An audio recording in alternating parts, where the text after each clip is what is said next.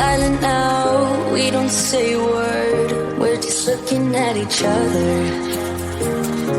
Tears in our eyes from the words we said. Yeah, it kinda broke my heart.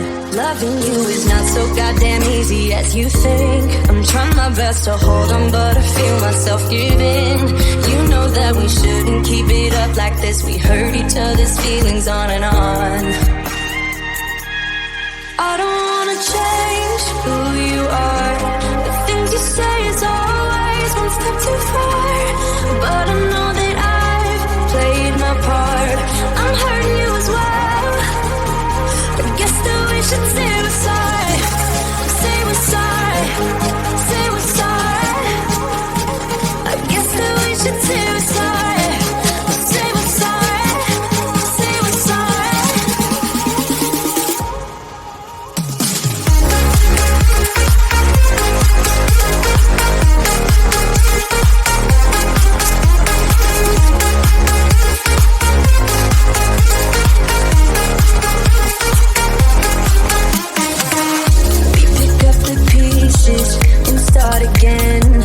Give up, we're holding on.